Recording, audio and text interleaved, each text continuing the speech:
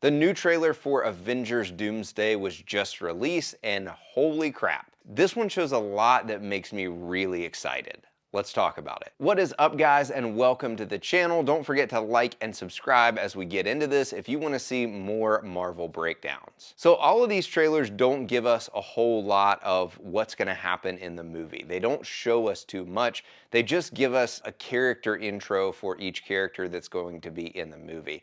And I actually love that. I love that they're not telling us the plot. They're not showing us the big battle scenes so that we can figure out all the Easter eggs and find the editing mistakes and figure out what's going to happen in the movie. They're just showing us, here's a character that you love, here's their awesome costume, and that's pretty much all we get, which again, I love. I will say that each trailer seems to show a little and a little more. In the first one, we saw Steve Rogers just being Steve Rogers. We see that he was in the same house, that he has a kid, but he's just Steve Rogers. Same thing with Thor. We didn't really see anything happening. Then with the X-Men one, we actually saw a little bit of an action scene with Cyclops. So we're seeing a little bit more with each one of these. The first thing that you may notice is the landscape. This looks like some type of desert or just dust, and we'll get to where I think this is in just a minute. M'Baku introduces himself as king now, and I love this. I love his character. I love that now that Shuri is Black Panther and she's taken up that mantle of being the warrior for Wakanda, that he's able to handle everything else. And I think that his character has become a fan favorite. Not only is he a beast at fighting in all of the battle scenes, but he really brings this light comedy element as a big dude that's kind of goofy.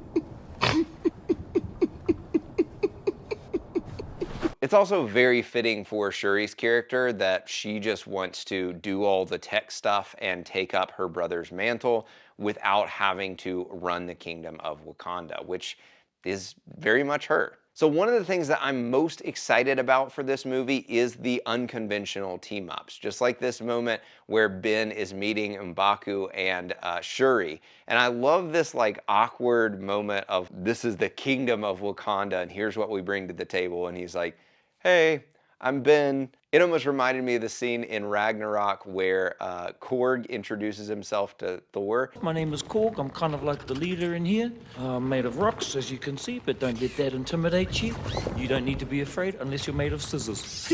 There's just kind of this element of this is a serious movie and serious stuff is happening, but there's still going to be light moments, and that's kind of what Marvel is all about. We'll come back to this in just a second. At the end of this trailer, it tells us that the Wakandans and the Fantastic Four will return in Doomsday, but it doesn't mention Namor, which tells me that we will probably get another trailer with him, and I'm very curious to see if he will be kind of a side villain in the story, or if he's actually going to team up with the Wakandans, which honestly I wouldn't hate. I think that it could go either way with his character, and at the end of the last Black Panther movie, they really left it open-ended where you're not really sure if he's going to be a villain or not moving forward. But I do think we're going to get another trailer showing Namor and a little bit more about his role in this story in another trailer later. So where is this? When I first watched this trailer, I thought it was kind of odd that it just showed this clip of Namor and his people,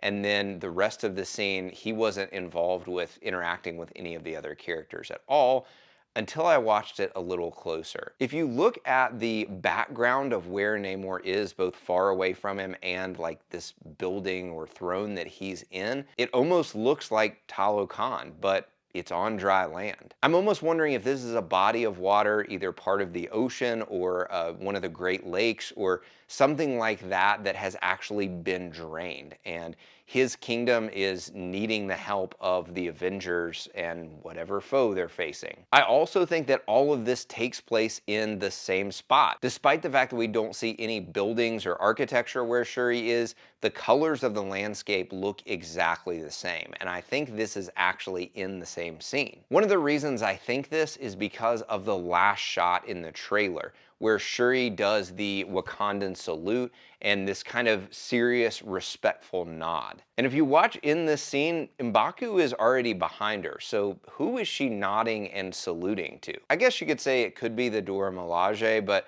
because it's such a like an emotional, respect, serious gesture coming from Shuri, who's not really known for that. My theory is that she's actually saluting Namor. I'm wondering if someone has drained a section of the ocean or one of the lakes and has attacked Talokan, and he's asked the Wakandans for help, and this salute is almost a I'll find who did this or I'll avenge your people. Again, I think every one of these trailers is getting more and more telling, and there's a reason for that. But do you think that Namor is going to be a villain or team up with the heroes in this movie? Let me know in the comments down below. If you gain value from this and you want to see more content like this, then don't forget to like and subscribe down below, and I'll see you next time.